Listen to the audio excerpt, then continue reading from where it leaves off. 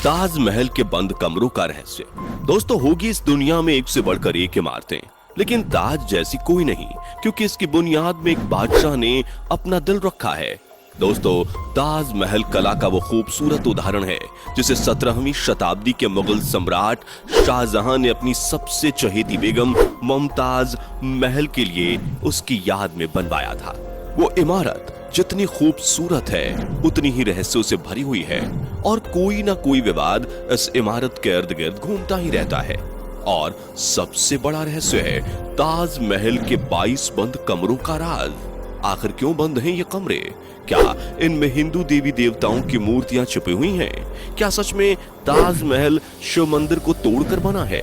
और सबसे बड़ी बात दोस्तों, क्या आपको पता है कि बिना सीमेंट के ताजमहल कैसे बनाया गया? जबकि आज तो बड़ी बड़ी बिल्डिंग्स और पुल वगैरह सीमेंट से ही बनते हैं और 100-100 साल तक खड़े भी रहते हैं। लेकिन ताजमहल तो बिना सीमेंट के बनाया गया है, तो फिर कैसे वो करीब 350 सालों से इतनी मजबूती से खड़ा है? फिर चाहे कितना ही बड़ा भूकंप आ जाए, चाहे कोई भी नेचुरल डिजास्टर हो जाए, ताजमहल वहीं का वहीं खड़ा है। आखिर कैसे? और क्या आपको पता है कि उस समय ताजमहल कितने रुपयों में बनाया गया होगा? और क्यों ताजमहल में आज तक कोई लाइट्स नहीं लगाई गई है? दोस्तों, आज का वीडियो पूरा देखना जरूर, क्योंकि इस वीडियो में आप ताजमहल के 22 ऐसे रहस्यों के बारे में जानोगे जो शायद ही पहले आपने कभी सुना होगा। बस वीडियो को स्टार्ट करने से पहले वीडियो को एक लाइक करके चैनल को सब्सक्राइब कर लीजिए। चलिए शुरू करते हैं। नंबर 22। ताजमहल के रहस्य में सबसे पहला रहस्य तो ताजमहल की नींव से ही जुड़ा हुआ है। जब क्योंकि ताजमहल यमुना नदी के पास है, तो ऐसी नमी वाली रेतीली मिट्टी में किसी भी इमारत की नींव खड़ी करना यकीनन एक मुश्किल भरा काम हो सकता था।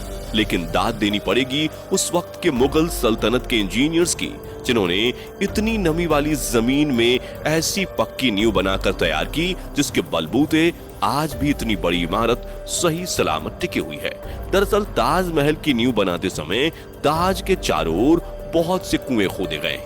इन कुओं में ईंट पत्थर डालकर इन पर आबनूस और महोगनी की लकड़ियों से ताजमहल की फाउंडेशन बनाई गई। ये कुएं ताज की नींव को मजबूत बनाते हैं।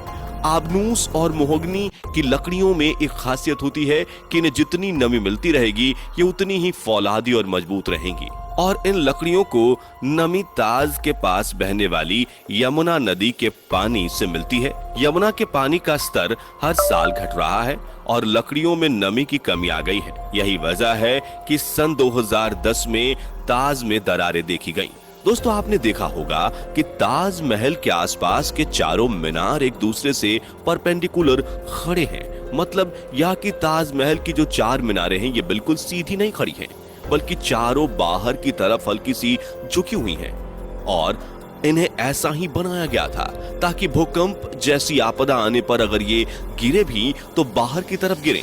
दरअसल ऐसा इसलिए किया गया है कि अगर कभी जोर का भूकंप आता भी है तो वह चारों मीनार ताजमहल से दूर जाकर गिर जाएं और इस तरह भूकंप के झटके ताजमहल तक पहुंचने से पहले ही इन मीनारों में ऑब्जॉर्ब हो जाएं और ताजमहल को कोई नुकसान ना पहुंचे। नंबर 20। हजारों टूरिस्ट जो ताजमहल देखने आते हैं वो ये नहीं जानते कि वो जो सामने देख रहे हैं वो ताज का पिछला हिस्सा है। दरअसल जो शाही दरवाजा है वो नदी के किनारे दूसरी तरफ है। आज ज्यादातर टूरिस्ट ताज को वैसा नहीं देख पाते जैसा कि शाहजहां चाहते थे। मुगल काल में ताज तक पहुंचने के लिए नदी ही एक मुख्य रास्ता थी और ये एक तरह का हाईवे था। बादशाह और उनके मेहमान नाव में बैठकर यहाँ आते थे। नदी के किनारे एक चबूतरा हुआ करता था। नदी बढ़ती गई और वो बहुत पहले ही नष्ट हो गया। बादशाह और उनके मेहमान उसी चबूतरे से ताज आया करते थे। नंबर 19। दोस्तों, ये कहा जाता रहा है कि शाहजहां ने ताजमहल बनाने वाले वर्कर्स के हाथ कटवा दिए थे, लेकिन ये बात एक अफवाह जैसी लगती है क्योंकि इस बात का कोई प्रमाण मौजूद नहीं है। बहुत से इतिहासकारों का मानना है कि शाहजहां ने वर्कर्स और कारीगरों को जिंदगी भर की पगार देकर उनसे इकरारनामा लिखवाया था कि वो ऐसी कोई दूसरी इमारत नहीं बनाएंगे, क्योंकि 20,000 वर्कर्स जिन्होंने ताजमहल बनाया था, क्या एक ही दिन में उन सब के हाथ काटना मुमकिन लगता है? क्या सबको एक एक करके बुलाया गया कि आओ यह दिन इतने मजदूर के हाथ काटेंगे और उस दिन इतने मजदूर के हाथ काटेंगे? अगर ऐसा होता तो जैसे ही हाथ कटने शुरू होते तो बहुत से मजदूर भाग खड़े होते और हिस्टोरिकली देखा जाए तो इस चीज का जीरो एविडेंस है। नंबर 18, कुतुब मीनार भारत की सबसे ऊंची मीनार है, लेकिन शायद आपको जानकर हैरानी होगी कि ताजमहल की ऊंचाई कुतुब मीनार से भी ज्यादा है। ताजमहल 73 मीटर ऊंचा है, जबकि कुतुब मीनार की ऊंचाई 72.5 मीटर है। नंबर 17, ताजमहल के साथ में उसके 22 कमरों का रहस्य भी जुड़ा हुआ है, जिसके बारे में लोगों का कहना है कि उन 22 कमरों में हिंदू देवी देवताओं की मूर्तियां बंद हैं। दरअसल दोस्तों, जब यह अफवाह ज्यादा फैलने लगी और कुछ मीडिया वालों ने सोशल मीडिया पर डिबेट को जबरदस्ती जारी रखा, जिसके चलते एएसआई के सोर्सेज ने इंडियन एक्सप्रेस को बता दिया कि जो 22 रूम्स हैं, असल में ये रूम्स नहीं है, बल्कि यह एक लंबा सा कॉरिडोर है जिस पर दरवाजे लगाए गए हैं। और ऐसा भी नहीं है कि इन बंद दरवाजों को सदियों से खोला ना गया हो।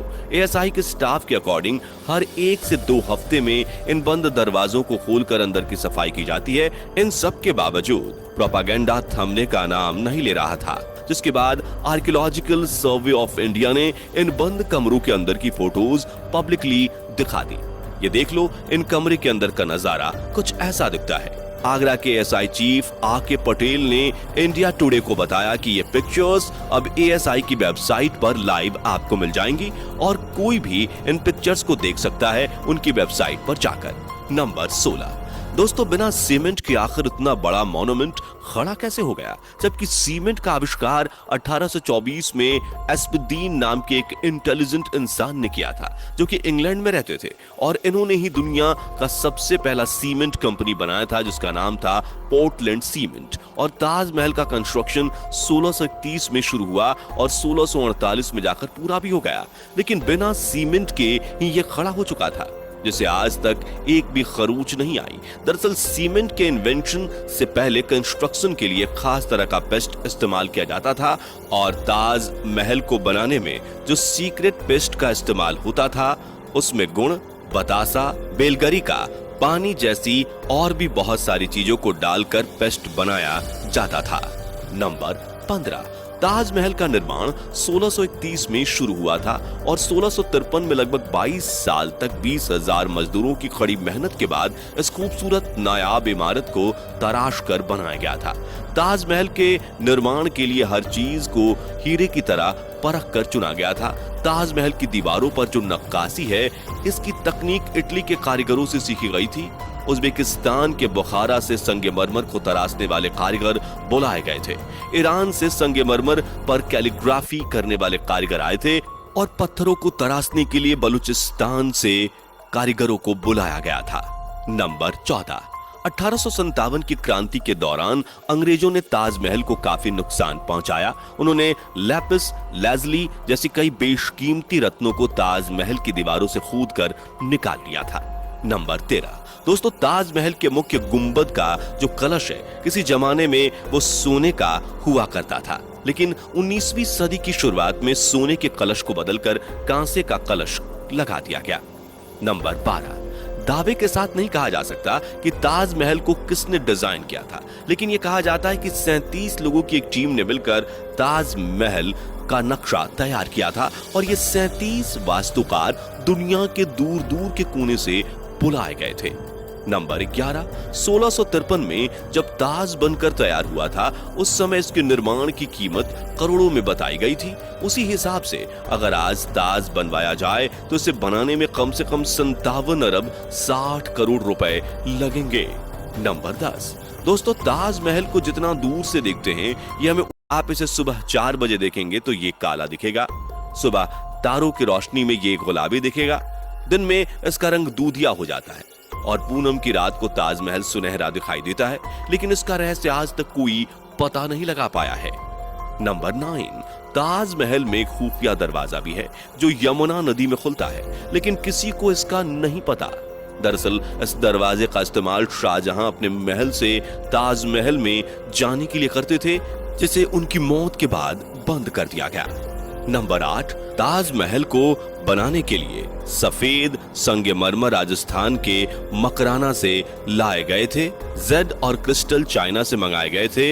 लैपिस लेजली अफगानिस्तान से आया था और कार्नेलियन अरब से आया था। कुल मिलाकर ऐसे ही 28 किस्म के बेशकीमती रत्नों को दुनिया भर के अलग अलग देशों से मंगवाकर सफेद संगमरमर में जड़ा गया था।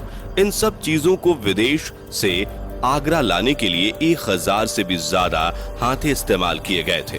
नंबर 7, ताजमहल को वास्तव में शाहजहां ने बनवाया है।